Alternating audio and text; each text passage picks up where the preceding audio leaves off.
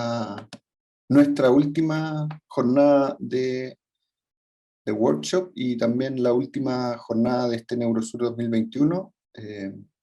Antes que nada, muchas gracias por la asistencia, por la participación. Algunos recordatorios. Acuérdense de apagar la cámara, apagar el micrófono. Tenemos traducción.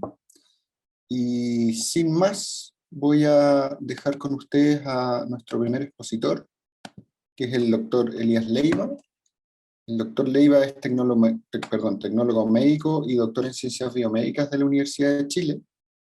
Actualmente es profesor asociado en la Universidad de Santiago de Chile, y el doctor Leiva investiga, entre otras cosas, cómo la localización de canales iónicos en las neuronas determina la excitabilidad intrínseca y la integración sináptica en circuitos corticales. Además, creo que es justo decir, el doctor Leiva es parte de la organización de este Neurosur. Elías, si bien no recibiste invitación porque estás dentro del comité organizador, es igualmente un honor y un privilegio contar contigo, así que el set es todo tuyo. Gracias. Bueno, gracias a todos por estar presentes. Voy a hablar hoy día un poco acerca de configurar esto primero, porque ¿ven mi pantalla o no? Sí, sí la vemos. ¿Pero ven la presentación o ven un auto, una camioneta? No, la vemos en modo no presentación, en modo diseño de la presentación. Ya, ahora sí se ve modo presentación, ¿cierto? Sí. No, se ve todavía el PowerPoint. Ahí es el PowerPoint, ¿cierto? Ya. Como siempre, Zoom me falla. Un momento. Ya, ahora sí.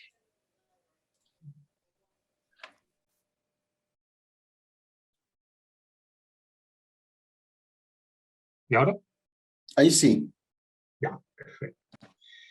Bueno, yo hoy les doy las gracias por estar aquí a todos. Ha sido una experiencia súper buena todo este simposio, así que creo que interpreto a todos los que lo organizamos. Estamos muy contentos de los resultados que hemos tenido, básicamente en cuanto a audiencia y a recepción de la actividad. Si yo ahora voy a hablar un poco del tema, básicamente que, que entra dentro de este workshop, ¿ya? Y que es como el último tema, digamos, de todo esto, y que se refiere a los registros intracelulares, ¿ya? Si vemos en todo este workshop, en general se ha hablado bastante de lo que son los registros extracelulares, en los cuales hay que, básicamente, entre comillas, decomponer la señal para poder saber qué es lo que está sucediendo, básicamente, en el animal o en el sistema que ustedes estén estudiando, ¿ya? Eso tiene muchas ventajas, mucha potencia, básicamente, porque uno puede ver cómo los grupos de neuronas están disparando y puede correlacionar cómo ellas se comunican entre sí. Sin embargo, ¿cuál es el problema de esto? Es que, en general, tal como lo hemos visto en el simposio, las señales tienden a ser difíciles de identificar de dónde vienen y cómo son, ¿ya? Esa es la gran diferencia que hay con los registros intracelulares, los cuales básicamente uno sabe de dónde viene la señal, sabe cómo es la señal, y si hace todo bien puede determinar básicamente la localización de en qué parte de la célula se generó, etc. ¿Ya? Pero tiene la desventaja que solamente de los billones de neuronas que tenemos, solamente puede registrar una, ¿ya? Sin embargo, es una herramienta potente cuando uno está buscando un mecanismo subyacente a toda la actividad neuronal, ¿ya? Entonces, como a modo de digamos, introducción, aquí tenemos un registro extracelular en el cual podemos ver los local field potential, ¿ya? Y vemos cómo se ven básicamente cuando uno los registra, que tienen distinta amplitud. Si se dan cuenta, son bastante pequeñitos, estamos hablando del orden de microvolts. A diferencia de lo que uno ve cuando básicamente hace registros intracelulares, en los cuales las magnitudes que va a registrar son del orden de milivolts, ¿ok? Entonces acá ustedes tienen esto, que finalmente es un potencial extracelular, que viene de muchas neuronas, ¿ya? En cambio este es un potencial de acción que viene de una sola neurona, y aquí ustedes pueden ver la actividad de una sola neurona, cómo dispara los potenciales de acción. Entonces la pregunta es, ¿cómo esto, básicamente, perdón, esto que está acá, da cuenta de esto que está acá? ¿Ya? Esa es una relación muy difícil de hacer, ¿ya? Varios laboratorios lo intentan hacer, pero con distintos grados de éxito, ¿ya? Entonces, en los registros intracelulares nosotros podemos detectar la actividad de una sola célula, y también podemos detectar cuáles son las corrientes que subyacen a esos cambios de potencial. Por ejemplo, aquí en este caso está mostrado el registro de la corriente, que está en azul, ¿ya? Que es la corriente iónica, en la cual la fase descendente que ustedes ven acá es el canal de sodio, y la de subida básicamente corresponde a canales de potasio. Si vamos un poco más allá, también hay una mezcla con otro tipo de canales, como los canales de calcio, ¿ya? Pero en esencia, esto es lo que nosotros vamos a obtener de registros intracelulares. Existen varios tipos, y yo hoy día me voy a enfocar más que nada en el patch clamp, ¿okay? Entonces, ¿qué es lo que es un registro intracelular? Básicamente es un grupo de técnicas que se usa para medir con precisión el voltaje a través de la membrana, o una corriente que pasa a través de esta, en cualquier tipo celular que tengamos, incluso en sistemas reconstituidos de membrana, ¿ya? Se puede en muchos. Pero en esencia, si tenemos que dividirlo, existen dos tipos de registros que podemos hacer: los de corrientes y los de voltaje, ¿ya? Y ambos van a tener sus características, ¿ya? Históricamente se sabe básicamente, o se ha registrado actividad eléctrica desde hace mucho tiempo. En realidad aquí no puse una diapositiva de Sewerman, que fue la primera persona que vio básicamente que cuando se estimulaba un músculo existía contracción de este, que es como el primer, entre comillas, registro electrofisiológico. Si bien no se midió el voltaje, sí se vio que básicamente respondían a estímulos, ¿ya? Eso fue en 1600, imagínense. Pero ya en 1800, en 1840, se comenzó a hacer registros, básicamente registros de una planta, en este caso, que se detectó un potencial derivado de una planta, y ya en 1860 Bernstein desarrolló este equipo que se llama reótomo, ¿ya? En el cual pudo registrar el primer potencial de acción derivado de una planta, perdón, derivado de un tejido. Ya en 1930 se pudo detectar un potencial, que en realidad ahí no debería decir potencial de acción, las plantas no tienen potenciales de acción como uno lo podría, digamos, traducir hacia una célula animal. Digamos que es un potencial en el cual básicamente se puede medir este cambio dependiendo del estímulo que se le haga a esta planta, ¿ya?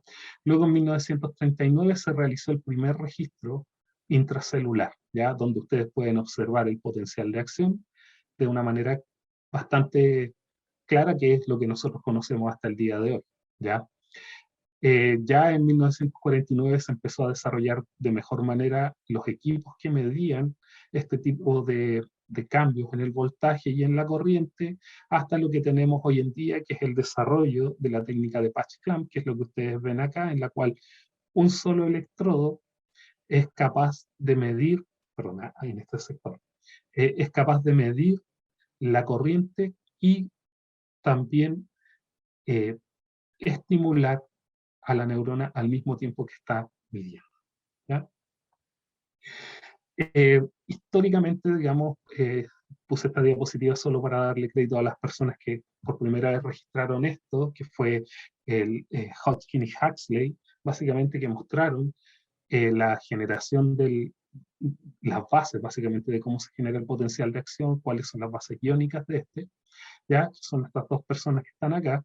Pero también quiero mostrar a alguien que en general nunca se menciona mucho, sobre todo aquí en Chile, que es John Carriueques, que básicamente él ganó el premio Nobel en el mismo año que tanto Hodgkin y Huxley, y él, a diferencia básicamente de lo que hicieron Hodgkin y Huxley, él se dedicó más a lo que era la transmisión sináptica, y él fue la persona que determinó básicamente que había una transmisión sináptica química entre las células, ¿ya?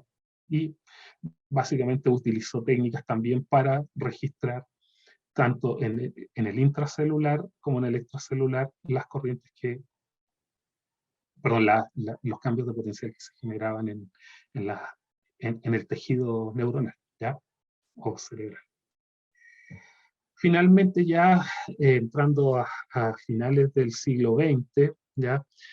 Sackman y Neher desarrollaron esta técnica de patch clamp, la cual abrió un campo muy grande, ya que antes lo que se hacía era usar electrodos ROMOS de alta resistencia, lo que se conoce como los Sharp Electrode Recorders, ¿ya? Que son electrodos con una alta impedancia que uno literalmente lo que hace es no atravesar, hinchar la célula, como ponerle una aguja a la célula, a la neurona, y ahí mide básicamente el voltaje de esa célula o el potencial, ¿ya? Esa técnica es relativamente fácil de hacer, pero tiene la desventaja de que uno no puede controlar qué es lo que está pasando en la célula, y lo otro es que son técnicas muy ruidosas, que es más o menos lo mismo que uno observa cuando hace registros extracelulares, que es como la resistencia es baja en general hay mucho ruido, ¿ya? En cambio, en el patch clamp, al nosotros utilizar un electrodo un electrodo, perdón, en el cual nosotros tenemos un sello completo con la membrana plasmática, disminuimos mucho el ruido que hay entre el electrodo, o la resistencia, perdón, que hay entre el electrodo y la membrana.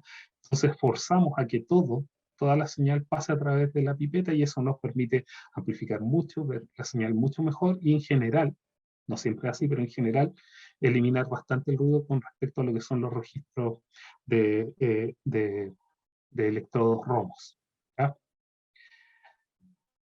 ¿Cuál es el principio de esto? Básicamente, primero hay que saber, antes de pasar a esto, es qué es lo que nosotros queremos medir. Si queremos medir cambios de voltaje o queremos medir cambios de corriente.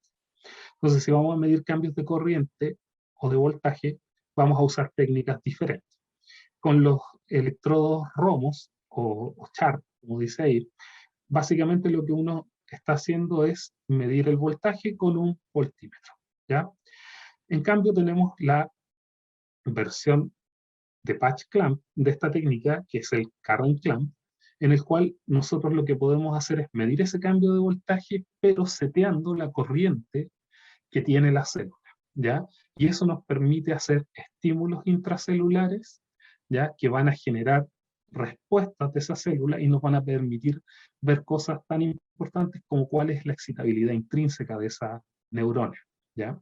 Por el otro lado, si queremos medir corriente, vamos a usar la técnica de voltage clamp, en la cual vamos a poder ver la actividad de canales iónicos, ¿ya? Esos canales iónicos van a dejar pasar iones y van a cambiar básicamente el potencial de membrana, y lo que hace el current clamp básicamente es fijar el potencial de membrana, y de una manera electrónica bien sofisticada que vamos a ver en un ratito, lo que hace básicamente es inyectar la corriente necesaria para mantener siempre el voltaje en un mismo nivel, ¿ya? Y esa corriente que se inyecta es básicamente la corriente, es igual a la corriente que está pasando, o muy similar a la corriente que está pasando por la apertura de los canales iónicos en ese momento, ¿ya? Entonces aquí nosotros tenemos el circuito. Este circuito es muy similar a todo lo que ustedes, si es que están haciendo registros extracelulares, es parecido, no es el mismo, pero es bastante parecido, y básicamente todo se basa en la presencia de amplificadores operacionales. Ya no voy a entrar en detalle, pero la idea de todo esto es que la pipeta, al registrar o que está midiendo el cambio de corriente o de voltaje, va a estar conectado a este amplificador operacional, el cual va a tener dos entradas, y estas entradas son diferenciales. Entonces, esto tiene una alta impedancia, por lo tanto, nada de corriente va a pasar por acá, y nada de corriente va a pasar por acá. Pero cada vez que esto cambie, esta terminal va a cambiar, ¿ya? Y básicamente la diferencia va a salir por acá, y nosotros vamos a poder monitorearla, ¿ya? Esto es muy similar a lo que se hace básicamente también en current. Lo anterior era voltage clamp, esto es current clamp, en el cual aquí se usa otro circuito que se llama voltage follower, que la característica que tiene es que las respuestas para medir voltaje son, o este tipo de circuito es mucho más rápido y altera menos la señal. Entonces eso es súper importante, sobre todo si ustedes en algún momento van a hacer este tipo de registros, ¿ya? Y van a adquirir o van a tener que estar en un momento de tomar una decisión de qué equipo se compra. Ustedes van a encontrar que hay equipos que son específicos para medir corriente, pero que también pueden medir voltaje, o van a encontrar equipos que son específicos para medir voltaje, pero que miden también corriente. Y también las versiones individuales de cada uno, ¿ya? Entonces lo importante es saber cuál es el que nos va a servir. Si ustedes lo que van a hacer es fundamentalmente ver excitabilidad y no tanto canales iónicos, siempre tienen que optar por amplificadores que lo que hagan sea o que estén basados en circuitos que sean voltage follow, ¿ya?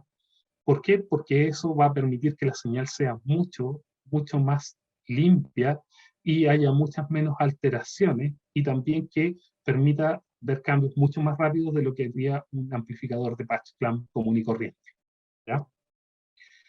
Entonces acá tenemos los tipos de amplificadores. Este es el clásico, ¿ya? En el cual ustedes tienen el que se usa en realidad para los sharp electrodes, ¿ya? Eh, que básicamente ustedes pueden medir voltaje y corriente, pero tienen que insertar la pipeta dentro de la célula, ¿ya? Eso se llama empalar o impale, como lo van a ver en los papers, ¿ya? A diferencia del patch clamp, en el cual el electrodo, como ustedes ven, se pone sobre la membrana y, dependiendo de la configuración, nosotros vamos a hacer que se haya contacto entre lo que hay dentro de la pipeta y el intracelular, o vamos a medir solamente lo que rodea la pipeta, o podemos sacar un parchecito y medir lo que hay en el parchecito. Eso lo vamos a ver en un momento. Sin embargo, aquí les voy a decir de inmediato que hay el primer, digamos, problema que ustedes pueden encontrar con el patch clamp, que también es su ventaja, pero también es su problema. Cuando uno hace un registro de patch clamp en célula completa, lo que hace es romper esa área y deja contactada la pipeta con el intracelular de la neurona. ¿Qué es lo que sucede? Si ustedes piensan, una pipeta tiene un diámetro aproximado en la punta de un micrómetro, ¿ya? Pero el electrodo hacia arriba es muy grande, y uno en general, la solución que usa para registrar le pone alrededor de 5 microlitros, ¿ya? Si ustedes piensan cuántos son 5 microlitros versus los alrededor de 100 femtolitros de volumen que tiene una neurona, o quizá un poco más, eso es un volumen muy grande. Por lo tanto, todo lo que está dentro de la célula difunde hacia la pipeta. Y si esas cosas que difunden son fundamentales para mantener la actividad de la neurona, ustedes lo que van a tener en el tiempo es que se va a perder esa actividad.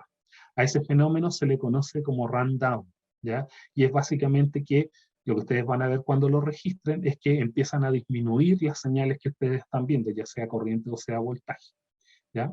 Y finalmente tenemos los registros extracelulares, que son de distinto tipo. Ustedes pueden medir corriente, o también pueden medir, que se siempre van a medir corriente o voltaje, perdón, pero pueden aplicarlo dependiendo del tipo de electrodo para medir neurotransmisores, por ejemplo. Lo más clásico es que hay gente que mide todas las monoaminas con estos electrodos de carbón, ¿ya? Y que usan amplificadores muy similares, ¿ya? Y lo que hace básicamente el electrodo de carbón es una reacción química con la monoamina, en este caso que les digo que está segregándose, y va a cambiar los electrones básicamente que pasan a través de este electrodo, y nosotros lo vamos a poder detectar como un cambio de voltaje, que a su vez lo podemos asociar a una concentración de neurotransmisor, ¿ya? Todas estas cosas se pueden hacer básicamente con estos tipos de amplificadores. Entonces, como les dije, hay muchas cosas que se pueden hacer, y también la pregunta es, ¿qué es lo que yo busco de un experimento que yo voy a elegir? ¿Ya? Entonces, por ejemplo, todo esto estos días hemos visto que nosotros, por ejemplo, al insertar un tétrodo, nosotros nos acercamos a la neurona y medimos el potencial que esté de las neuronas más cercanas al electrodo. Con las técnicas de registro intracelular, ¿ya? Llámese el patch clamp, lo que nosotros vamos a ver es de una sola célula, incluso si es que nuestro sistema es, digamos, está bien ajustado, podríamos medir de muchas partes diferentes de la misma neurona, ¿ya? Entonces, por ejemplo, acá nosotros tenemos una neurona común y corriente y aquí el electrodo está en una dendrita, ¿ya? Entonces nosotros podemos medir la corriente o el voltaje que hay en esa dendrita. También lo podríamos medir en el soma o en el axón o en el segmento inicial del axón. Ir más lejos, por ejemplo, en la terminal axónica o por ejemplo en las dendritas distales, es muy difícil porque son muy pequeñas. No les digo que es imposible, pero es muy, muy difícil. Y ya ir a las dendritas más finas, ya eso ya, por lo menos al día de hoy, es virtualmente imposible. Algunos tipos celulares quizás lo permiten, pero es parte. Nos permite que con la misma pipeta yo pueda medir distintas zonas de la célula. Tiene la desventaja que al no ser un sello de alta resistencia es muy ruidoso, ¿ya? Entonces, aquí ustedes tienen un ejemplo de lo que pueden registrar y aquí tienen básicamente una amplificación de esa zona en la cual pueden ver cómo es la actividad, ¿ya? En cambio, en Holstel, si se dan cuenta, ustedes pueden ver un protocolo para medir corrientes en el cual están dando un protocolo en el cual se inyecta corriente, perdón, se cambia el potencial en escalones, como en escalera, ¿ya? Desde menos a más, y van viendo la respuesta. Y aquí ustedes tienen una respuesta de corriente iónica total de la célula, en la cual esta zona que está acá está en las corrientes de sodio y acá están las corrientes de potasio montadas sobre una capacitiva, que lo vamos a ver en un... Otra cosa importante es que, como son registros, ¿ya? Unicelulares, ustedes los pueden hacer en tejidos o también los pueden hacer en animal completo, como es este patch clamp in vivo que se conoce, o pueden hacerlo en cultivos, ¿ya? Dependiendo de lo que ustedes quieran ver, las opciones, básicamente, va a ser las opciones que ustedes deben tomar para realizar sus experimentos, ¿ya? Entonces acá tenemos una rebanada de cerebro que muestra el estriado en este caso y acá muestra la corteza y acá lo mismo, ¿ya? Pero, como dice ahí, con distintos métodos de corte, ¿ya? ¿Por qué puse esta? Porque todas estas técnicas tienen distintos niveles de complejidad. Entonces ustedes comprenderán que, por ejemplo, en un animal que está moviéndose libremente, es virtualmente imposible hacer patch clamp, si bien hay varios reportes que muestran que se puede hacer. En general, la mayoría se hace con lo que se conoce como con la cabeza fija, ¿ya? En la cual se pone la cabeza del animal en un estereotáxico y se le acerca la pipeta con un microscopio y se hace el patch clamp, ¿ya? La más clásica es hacer rebanadas de tejido, pero las rebanadas de tejido van a permitir que nosotros, en general, usemos animales que sean fáciles de usar, es decir, animales juveniles. ¿Por qué? Porque mientras más viejo se pone el animal, es más difícil de recuperar el tejido a su, digamos, entre comillas, nivel más sano, ¿ya? Entonces, o que se dañe menos. Entonces, comparen esto. Esta es una solución estándar de sacarosa. Miren cómo se ven las neuronas. Esas son las neuronas, básicamente. Miren cómo se ven ahí después de 10 minutos de que yo lo corté y después de 30 minutos. Se ven mejor porque se tienden a recuperar, ¿ya? Lo mismo acá en el estriado. Pero fíjense acá con esta solución, con NMDG, que es un catión no permeante, miren la diferencia. Se ven súper sanas en comparación a lo que es esto. Por lo tanto, hacer registros aquí va a ser mucho más fácil que acá. ¿Cuál es el punto de todo esto? Es que siempre lo que nosotros vamos a ganar con esta técnica, básicamente de menos ruido y todo, va a tener otros trade-offs o compromisos, ¿ya? Que es, en general, como para obtener el tejido más complejo, vamos a tener que hacer técnicas para poder mejorar la calidad del tejido y poder medir lo que queremos medir. Lo mismo en el caso del animal, que el gran trade-off en general para la mayoría de los laboratorios es que el animal tiene que tener la cabeza fija, por lo tanto, hacer experimentos de conducta es virtualmente imposible, a menos que ustedes pongan elementos virtuales, como por ejemplo estas rueditas, cintas, perdón, en las cuales los animales pueden caminar mientras están bajo un microscopio, o aplicándole estímulos sonoros, o aplicándole estímulos visuales. El más clásico que se usa para esto es el estímulo en la vibrisa, que son los bigotitos del ratón o de los roedores, ¿no? Los cuales ustedes, si miden la corteza somatosensorial, pueden ver la actividad de cada uno de estas vibrisas en neuronas individuales, lo que se conoce como la corteza de barril, ¿ya? Y aquí tenemos básicamente las diferencias entre los electrodos que vamos a usar. Este es un electrodo para patch clamp. Si ustedes se dan cuenta, la punta básicamente se ve que está abierta. En cambio acá, si bien no son fotos de microscopía electrónica como ven aquí, se ve que es mucho más pequeñita y es más, digamos, puntiaguda. ¿Ya? Se usan uno para hacer registros con empalamiento de la célula y el otro para hacer patch clamp. ¿Ya? Entonces, ¿qué aplicaciones podemos tener en esto? ¿Ya? La primera aplicación es medir corrientes sinápticas, y quise poner esta figura que, si bien es antigua, muestra básicamente una de las primeras cosas que se logró con un electrodo, microelectrodo básicamente de alta resistencia. Y fue medir los potenciales excitatorios postsinápticos. ¿Ya? Esto es un trabajo de John Eccles, del 51 básicamente, y ustedes pueden ver que hay distintas magnitudes de estos potenciales excitatorios postsinápticos dependiendo de la cantidad de fibras que se vayan estimulando. ¿Ya? Nuevamente lo mismo acá, podemos medir corrientes sinápticas o actividad sináptica, que puede ser tanto corrientes AMPA o NMDA, derivadas de la estimulación de las fibras que activan esto, o podemos medir la excitabilidad intrínseca mediante estimular a la célula, tanto extracelular o si no intracelular, y ver cómo se comporta cuando nosotros la estimulamos, viendo tanto frecuencia como umbrales de disparo, etc. ¿Ya? También podemos ver actividad espontánea. Esto es muy útil cuando queremos ver, por ejemplo, la neurona qué tan interconectada está, o si nuestros estímulos que estamos haciendo están modificando la sinapsis como tal. ¿Ya? Y existen distintas variables. Estos son registros de actividad espontánea, sináptica, en ausencia de inhibidores. ¿Ya? Por lo tanto, esto que ustedes tienen acá, que son los potenciales excitatorios postsinápticos, podrían derivarse tanto de AMPA como de NMDA. Y acá lo mismo, en realidad aquí es más probable que sea AMPA por un asunto de el voltaje al cual está fijada la célula, que es menos 80, ¿ya? Y a menos 80 es muy difícil de que se active el receptor de NMDA, es más probable que esto sea solo AMPA, pero también podría haber alguna componente por ahí oculta de GABA que estuviera atenuando esto, pero eso es difícil de saber en estas condiciones, ¿ya? Pero eso se puede hacer básicamente con... ¿De qué otra cosa podemos ver y por qué hacer? ¿Y por qué es útil? Es porque nosotros podemos ver básicamente distintos tipos de neuronas que disparan a distintas velocidades. Y eso lo vamos a lograr solo con patch clamp, distinguirlo solo con patch clamp, ¿ya?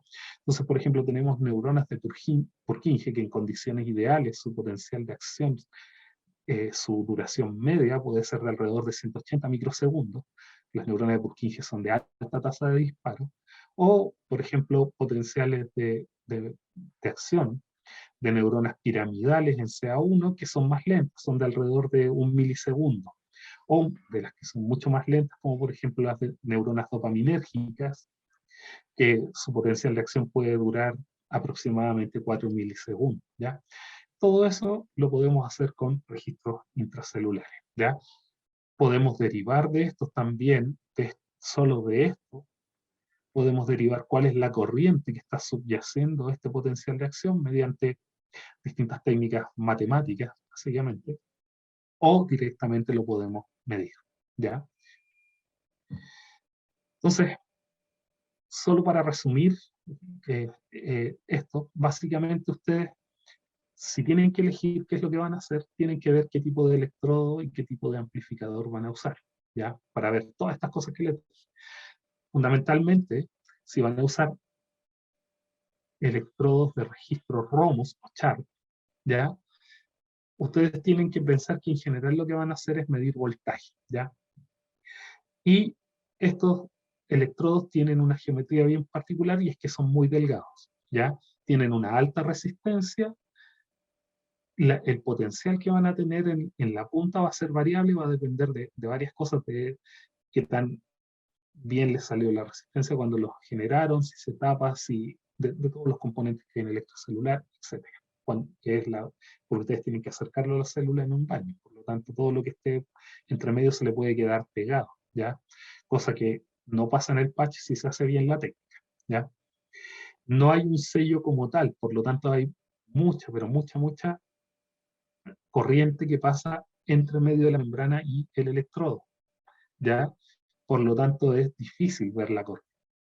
Y finalmente tenemos que no van a haber, o va a ser difícil que las respuestas sean no lineales, ¿ya? Y vamos a tener que, una de las ventajas es que no hay diálisis y que es fácil de usar. A diferencia del patch clamp, que básicamente es más grande la pipeta, ya tiene baja resistencia dentro, ya que sea en registros in vivo, y tiene una mucha más alta, básicamente, en registros in vivo. El potencial que hay en la punta es virtualmente cero, ya el ruido es bajo, perdón, y en general el sello es bueno, no hay diálisis, pero es muy difícil de hacer, como dice ahí, especialmente en animales adultos, ¿ya? Entonces la pregunta es, ¿cómo registramos? Entonces aquí yo, ya que me estoy llegando al tiempo, les voy a mostrar, esto es lo que uno ve básicamente cuando hace un registro en Slice. Aquí abajo tienen la pipeta, este es el Slice, y ahí tienen neuronas. Miren, todo eso son básicamente debris celular, trozos de dendritas, axones, células muertas que están, pero aquí ya se empiezan a ver las neuronas, ¿las ven? Ahí, y esta es la neurona que van a hacer el patch clip. Entonces él se está acercando con el electrodo, miren, en algún momento va a cambiar la magnificación, ahí está, y vean cómo básicamente se acerca y ahora acaba de hacer el sello. Se dan cuenta que el tejido se está retrayendo, ¿ya? Eso es debido a que para poder entrar al tejido y evitar que la pipeta se tape, se entra con presión positiva. Entonces eso lo que hace literalmente es barrer todo lo que hay a su alrededor. Entonces, ¿cuál es el punto de eso? Es que efectivamente barre lo que está alrededor, pero hace que el tejido se tensione, ¿ya? Entonces, una vez que uno libera esa presión para hacer el sello, el tejido se relaja y todo se mueve. Entonces, muchas veces lo que sucede ahí es que se mueve tanto el tejido, porque se puso tanta presión, que el sello luego de hacerse se rompe. Y si se rompe, ya no hay nada que hacer y hay que hacer otro experimento. Entonces, eso es una dificultad de la técnica, ¿ya? ¿Y qué es lo que nosotros vemos? Básicamente vemos que si podemos medir la resistencia a través de un paso de potencial, que alrededor en general se usan 20 milivolts por 50 Hz. Entonces nota esta señal cuadrada.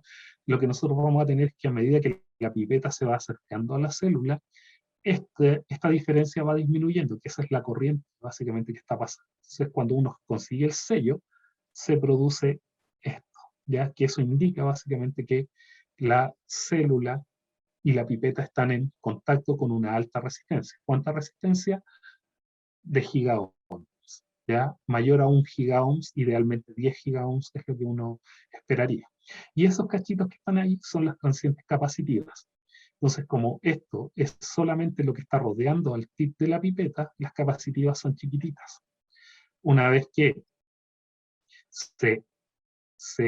básicamente se consigue el gigasello, estas tienden a aumentar, básicamente, porque aparte de la pipeta se suma lo que está rodeado por esa membrana. Los equipos en general tienen circuitos que cancelan esto porque la capacitiva lo que hace básicamente es actuar como filtro. Entonces, y ese filtro va a tener un tau de decaimiento de alrededor de 1 milisegundo, si tienen suerte, ¿ya? Y eso va a impedir que puedan medir cualquier cambio que sea menor a 1 milisegundo, que es básicamente, por ejemplo, el canal de sodio se activa en microsegundos, entonces no lo van a poder. ¿Ya? Entonces existen maneras de compensarlo, maneras electrónicas y también maneras físicas o digamos tangibles, no sé cómo decirlo bien, pero básicamente que uno puede hacer antes de realizar el experimento, ¿ya? Luego cuando uno entra en la configuración de whole cell, que es básicamente romper la membrana, ustedes van a obtener esto que es el aumento de las capacidades, ¿ya? Y las pueden compensar y con eso van a poder medir, ¿ya? Y yo creo que voy a quedar hasta por aquí nomás porque no voy a poder alcanzar, ya estamos casi en el tiempo. Ustedes pueden cancelar estas transientes capacitivas que van a evitar que ustedes puedan medir y lo pueden hacer antes mediante disminuir básicamente estas capacitivas al agrandar o engrosar las paredes de la pipeta. Recuerden que la pipeta es un, un condensador y que la capacidad, aparte de depender del área, va a depender de la separación de las placas del condensador. Por lo tanto, si esto es más grueso, va a caer la capacitiva y va a ser mucho más fácil de compensar. ¿Okay? Y lo voy a dejar hasta aquí. Quizás les voy a mostrar esto último que el profesor Francisco les mencionó, pero no, yo se les iba a mencionar un poco más en detalle. Les pido disculpas por haber sido tan lento, pero les voy a mostrar esto que tiene que ver básicamente con cuando uno va a digitalizar una señal y que es súper importante tener en cuenta. Hay que tener en cuenta la frecuencia mínima que nosotros podemos utilizar para medir una señal, ¿ya? Entonces, miren, este video básicamente lo que ustedes tienen acá es que aquí está la frecuencia original de la señal y aquí está la tasa de muestreo que nosotros le vamos a imponer a nuestro digitalizador, ¿ya? Todos los equipos que registran señales tienen un digitalizador, un conversor análogo digital, ¿ya? Y la calidad de la señal va a depender de esto. Entonces, miren, aquí las señales de 1 kHz o 1000 Hz y se está sampleando o mostrando a 700. Fíjense cómo queda. Esto no representa la onda sinusoidal que está ahí, ¿cierto? Pero a medida que uno va aumentando la frecuencia, esta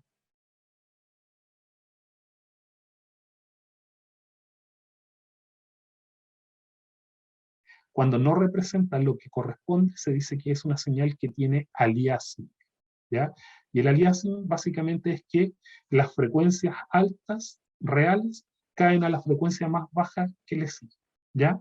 Entonces fíjense aquí cómo, cuando aumenta la señal. La aumentó a 2.1 kHz. Fíjense, ya muestra por lo menos la frecuencia de una manera correcta, pero la forma no es la correcta. Entonces la pregunta es, ¿cuánto? ¿Se acuerdan que el profesor Francisco les dijo básicamente que Nyquist dice 2 veces, pero en general con 2 veces nosotros podemos tener muy bien la frecuencia, pero no vamos a obtener los cambios temporales. Entonces, para obtener los cambios temporales, lo que nosotros tenemos que hacer es aumentar la frecuencia de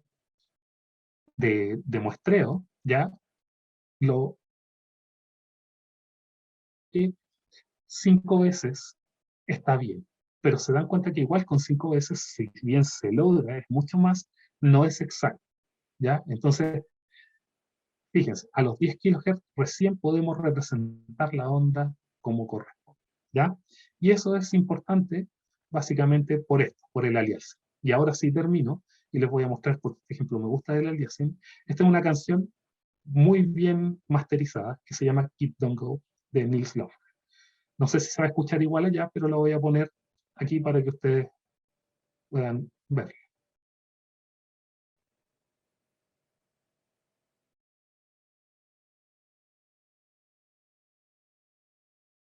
Fíjense, No se escucha, Elías. no se escucha, No, tienes que no Tiene que se poner el compartir, escucha. audio. tiene que compartir el audio del sistema. Ya, perfecto. En realidad, déjenme ver cómo se llama System y Ya, lo voy a poner aquí mismo para...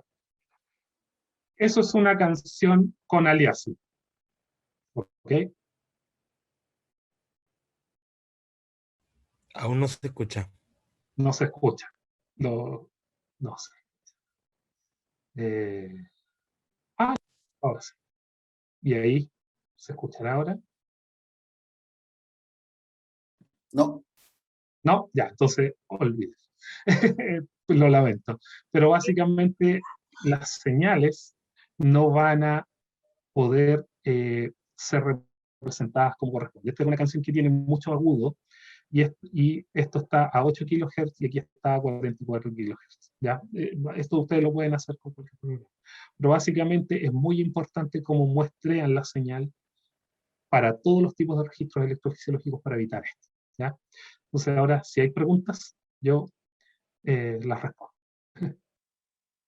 Hola, una acotación solamente. Cuando uno se mete al compartir screen, abajito ¿Ya? aparece también compartir sonido, pero habría que sacar la presentación y ponerla de nuevo. Ya. No sé si tenemos tiempo para eso. Eso. Ya. Ok. ¿Preguntas? Gracias, Elías, por la presentación. Voy a dar o leer la pregunta que hizo la Caroline Stey en el público, que dice: ¿en qué experimentos se preferiría usar Sharp Electrode o patch clamp? ¿Es Ya. por diferencia económica o tecnológica? Ya. Mira, si ustedes van a ver lo económico por lejos, el microelectrodo, los Sharp Electrode son mucho más baratos porque los equipos que lo amplifican son mucho más baratos, ¿ya? Sin embargo, hay un trade-off, y es que con un amplificador de microelectrodo hay trucos para medir corriente, pero en general lo único que se puede medir es voltaje, ¿ya? Entonces lo que ustedes tienen que ver es qué es lo que necesitan medir, ¿ya? Si ustedes necesitan medir de manera fidedigna y controlar lo que hay dentro de la célula, por lejos el patch clamp es lo mejor porque les va a entregar un registro sin ruido, ¿ya? Muy, muy, muy limpio, obviamente con todas las condiciones que corresponden. Pero si no, el de microelectrodo, cuando todas las condiciones están bien, digamos, controladas, puede entregar registros de alta calidad y tiene la ventaja de que no altera lo que hay dentro de la célula. Entonces, si ustedes quieren ver la real, digamos, forma de un potencial de acción, por lejos, el de microelectrodos va a ser más fidedigno. Eso. Gracias, Elías. Yo tengo una pregunta, no sé, tratando de integrar un poco lo que hemos visto esta semana. Tú puedes hacer un registro intracelular y clásicamente todos nos hemos enfocado a los potenciales de acción y no mucho más. Voy a dejarlo así, que me perdonen. Sin embargo, sabemos que el potencial de membrana en ciertas condiciones oscila subumbral y esas oscilaciones sí tienen un rol funcional. Aumentar o bajar el nivel de excitabilidad de las células, etcétera, etcétera. No sé si tú has sabido de análisis, por ejemplo, de frecuencias de esas oscilaciones intracelulares. Claro, hay distintos tipos de, básicamente las neuronas, cuando tú las registras en el intracelular, dependiendo del tipo de canales iónicos que expresan, van a tener distintas respuestas. Una de las más clásicas es la presencia de corriente H, por ejemplo, ya que está dada por los canales HCN. Esta corriente hace que el potencial oscile digamos, en el rango subumbral y tiene distintas frecuencias dependiendo del área en que tú la registres y de las condiciones en que estén. Pero más importante que eso, si tú haces un experimento para medir básicamente la resonancia de esa célula cuando se sincroniza básicamente con la frecuencia que tú le estés entregando, te va a mostrar el patrón de cómo se comportaría esa frecuencia, ¿ya? Y las neuronas que expresan HCN generalmente tienen un patrón de frecuencia que se ajusta más o menos entre los 4 y los 10 Hz. ¿Ya? Cuando uno le aplica eso, digamos, la neurona entra en resonancia y, digamos, se ajusta bastante a lo que, a, a esa oscilación, ¿ya? Lo importante es que todas estas oscilaciones subumbrales tienen frecuencia, pero van a depender de todas las interconexiones que tienen. Entonces, el patch clamp, los registros intracelulares, para ser más general, hay que entenderlos en el contexto de lo que uno quiere preguntar. Cada vez, por lo menos a mí que me interesa bastante este tema, he visto que se está haciendo cada vez más la idea de registrar extracelular al mismo tiempo que se registra intracelular. ¿Cuál es la ventaja? Con los registros intracelulares tú no puedes manipular mucho cómo está actuando la neurona. Con el registro intracelular sí. Entonces, si tú logras ver cómo la manipulación de esa neurona afecta por lo menos los electrodos que están cercanos en este registro intracelular, o si vamos un poco más allá, haciendo mediciones de imaging, de calcium imaging, puedes ver básicamente cómo el comportamiento de la señal de fluorescencia, ¿ya?, relacionado con la actividad de la neurona, ¿ya? Entonces, la combinación de las técnicas es la que va a dar la potencia y que también va a permitir ver un poco de los mecanismos que están de fondo, porque por ejemplo, hasta el momento, te lo pongo en el caso de las oscilaciones gamma, todos dicen las oscilaciones gamma provienen de la interacción entre neuronas, interneuronas somatostatina e interneuronas, y las piramidales, pero cuál es la base de eso, aún no se sabe, ¿ya? Y eso es para casi todas las oscilaciones. Entonces, hay siempre, que aquí se suele haber como una disputa de qué es fisiológico, qué implica más. Pero no es importante, lo importante es que todo combinado finalmente va a generar respuesta que nosotros vamos a tener tanto en conducta como en oscilaciones o como en el intracelular.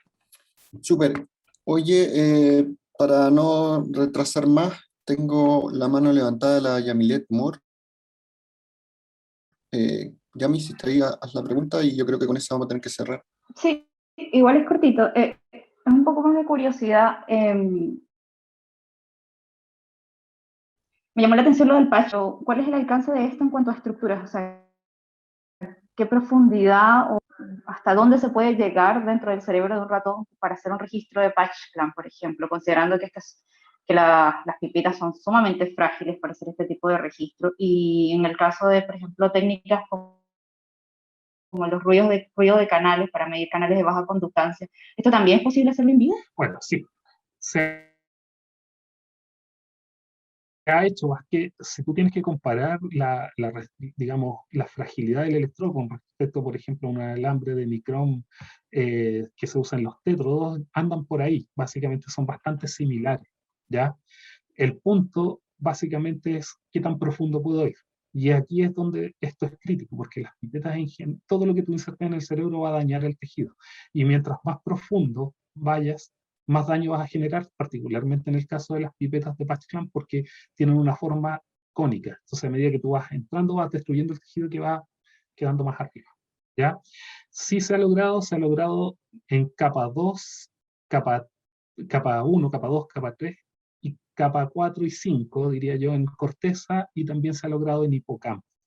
No he visto estructuras inferiores, pero quizás es porque yo en general no leo papers de áreas que están más dentro del cerebro, ¿ya? Más medias. Pero sí, y se ha logrado hacer básicamente mediciones de canales particulares, etc. Solo para comentar, hay trucos que se pueden hacer para llegar al tálamo, por ejemplo. Wow. Que es tapar la pipeta con una microesfera y bajar hasta el tálamo y después liberar esa microesfera y empezar a cazar por neurona. Wow. Gracias. Bueno, muchas gracias, Elías, por una excelente charla. Para los que no, por lo menos yo que no estaba muy al tanto de las miles de técnicas que se pueden hacer, sirvió bastante. Nuestro siguiente invitado es Manos Teodosis, pero voy a dejar al doctor Francisco Flores como su prestador.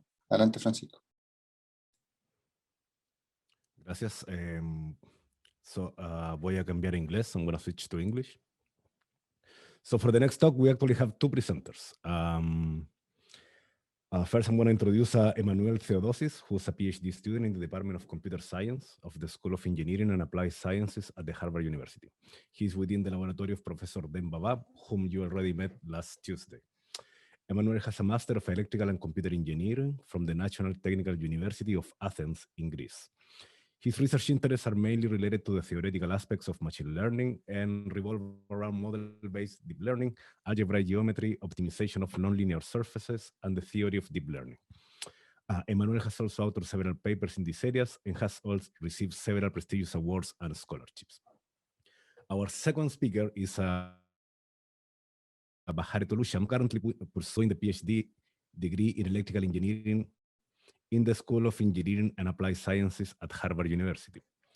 She received a Bachelor in Applied Sciences with honors in electrical engineering from the University of Waterloo in Canada. Bahare has as an applied scientist intern at Amazon Web Services and Amazon Artificial Intelligence, working on neural architectures for multi-channel speech enhancement. Bahare's research interests are at the intersection of statistical learning theory, signal processing, and computational neuroscience, specifically studying behavioral learning dynamics of model-based deep learning. Bahare and Emmanuel, thank you so much for joining us today. As Professor Ba said last Tuesday, there is no way to escape from learning, machine learning in general, and deep learning in particular in this time and age. So we really appreciate having you guys here today. Thank you so much, and please. And thanks, Francisco, for the nice introduction.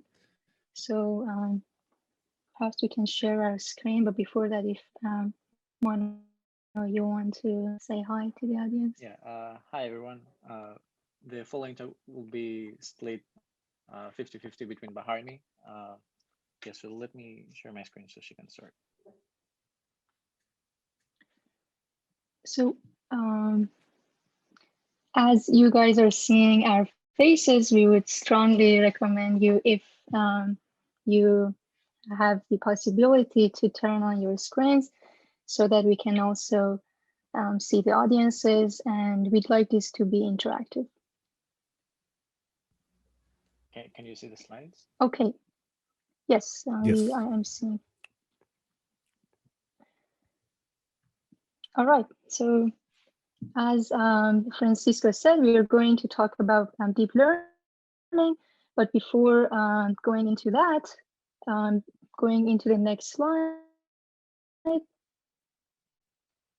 So for majority of the analysis and the experiments that are happening in computational neuroscience and neuroscience, what is happening is we do have a particular events happening outside of the brain, so in the world. Let's call it stimuli in this case. Then these are donuts, and then our brain are seeing those outside informations. So those can be, for example, seeing a visual sensory information, we can eat them, or we can sense them.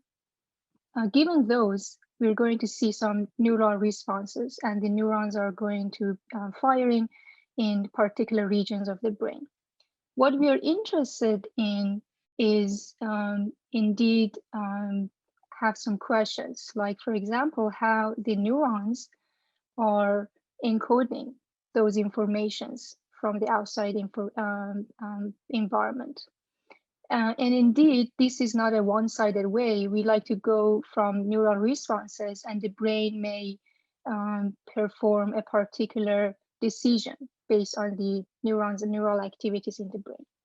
So going from the left to the right, we'd like to predict the activity of the neurons by only knowing what is happening in the outside world, the stimuli. The right to left, we'd like to decode those representations that are encoded by the neurons to be able to know what was in the outside world. So what we do. Lo que hacemos entonces en esta época es que reconstruimos un modelo para poder conectar los estímulos con las respuestas neuronales, y así entonces vamos a tener este modelo de neuronas profundas, donde vamos a conocer cómo cómo esto está codificado, cómo se decodifica también el mundo exterior con estas respuestas neuronales específicas. Y antes de entrar a la parte más técnica de esto y la información respecto al origen, vamos a decir entonces que tenemos una neurona biológica en particular y de hecho nosotros tenemos muchas de estas neuronas y tenemos una red neuronal, por lo tanto, y tenemos las dendritas que están obteniendo información de la neurona y luego muchas otras neuronas también que están enviando información a los distintos axones. Por lo tanto, si podemos imaginar que a través de un modelo matemático pudiéramos simplificar esto, que es lo que ven acá al medio, donde la información viene de distintas neuronas. Veamos acá cuáles son las características de ellas y vamos a tener acá una manipulación, una mezcla entre ellas y van entonces a alcanzar todas estas señales a las células donde vamos a tener una regulación o un umbral que va a ser el resultado de actividades de spike o no spike. Y por lo tanto es una construcción en bloque, es una simplificación matemática de este modelo de las neuronas enviando información y de ello podemos profundizar, digamos, en el lado derecho de esta red neuronal, donde tenemos una serie de capas desde las capas de interior hasta las escondidas y las exteriores, es decir, las de entrada, del medio y las de salida. Básicamente, a esto lo llamamos modelos, son algoritmos que no tienen una conexión muy estrecha con la neurona biológica, pero sí son las redes neuronales profundas que se construyen. Y a partir de acá, antes de entrar a lo que es Deep Learning, you're going to slide it, and as you slide it, you're going to multiply all the values that are in the image and in the filter, and you're going to insert it in the output convolved feature. So these are indeed, you can say, are also inspired by visual sensory information, where each of these convolutions are trying to look for a series of patterns. For example, if we look at some low-level features, the first layers of your neural network are looking for these particular Gabor-like or some color contrasts within your input information. And as you go to the higher level neurons, deeper level neurons, those neurons are looking for these a bit more complicated patterns. So all you're doing is you're trying to find some patterns, you're doing pattern matching, and you're trying to see where that pattern has appeared in your data. So going from convolution, how do we get these, as I was saying, higher level features? Indeed, it's by pooling. So what pooling means that you perform down sampling. Bahare, Form of down. I have a question. How many layers of these convolutions you can have? How you do you preset that, or the algorithm resolves itself how many are necessary to achieve some good level of performance or something like that? Yeah, indeed, that's indeed crucial. So you need to set this priori. For example, for small data sets, people usually set these, for example, on somewhere between 3 layers to 10 layers. And we have seen networks that are going up to 20 layers. And it's very much dependent on how complex your data set is. So as Manos are going to discuss toward the end of the presentation, if you basically, the larger these networks are as you're training them, they're going to be more powerful. And then you may suffer from just memorizing the relation between input output by, in other words, not learning the important generalization that you need to. So they vary somewhere between 3 to 15 to 20, let's say. But there's a way that you can measure the performance of a, let's say, a 3-layer algorithm versus a 20-layer. Probably 20 it's better, but at a cost that maybe doesn't worth it, you know? If you, with 3 layers, you get, I don't know, 99% of what you expect, and with 20 layers, you get 99.9. You are spending a lot of computation and achieving not so much more performance. Exactly, I agree. So indeed, how this is being done in practice is you usually try to divide your data set between 2 or 3. So one is being called training data set, where you use it to tune the connectivity of the neurons. And the other data set, let's say testing, is for you to see, to evaluate the performance. So if you make your network to be very, very large and complicated, you may end up working very well on your training data set, but you will, in other words, overfit and not be able to perform it. So that's how people try. That's one way of tuning the complexity, the number of layers that you have. But at some point, it ends up with some, I would say, human interaction. You mentioned that in machine learning, you make feature extraction by hand. Yes. Here you make layer numbering or selection by hand too, or not? Yes, indeed, you need to priori. So these are being called hyperparameters, such that you need to, for example, say how many neurons I want to be there, and for example, how large I want the receptive field of each neuron to be. So those are the things that, and also how many layers. So those are the things still you need to set them priori, but they're not very much application dependent. For example, for the feature extraction, if you're extracting features from trying to figure out if this is a car or not, or trying to figure out if a patient has a cancer or not, they're going to be very different features. But these hyperparameters that I'm explaining, they may be a bit more universal and not very independent of the particular data set and particular domain. Okay, thank you. Yeah, we continue. So, and here the pooling, we can basically see such that in order to get hierarchical representations, and in order to decrease the dimensionality, for example, the representations that you have, you basically going from this orange color to the other color smaller by forming a sort of pooling.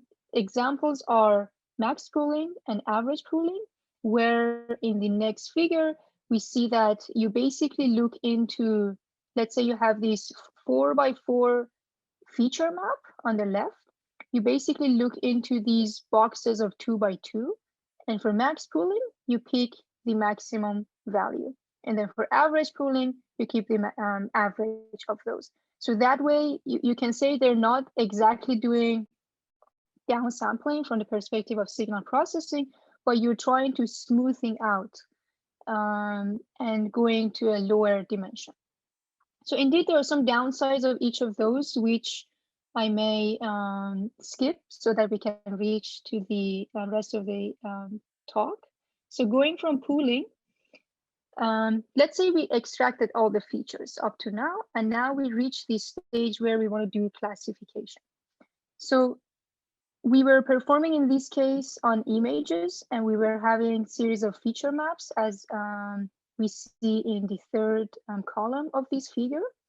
So we need to flatten it first, such that it basically gives us a vector so that we can do a matrix multiplication to that. So flattening means you just put all of your two-dimensional, three-dimensional features into a very large vector.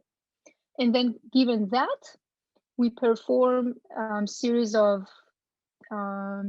fully connected computation. So those are basically the building blocks that we showed earlier for building block of a neural network. You basically perform a matrix multiplication following by a particular activation functions. It can be a thresholding. People sometimes use ReLU, if you may have heard of it.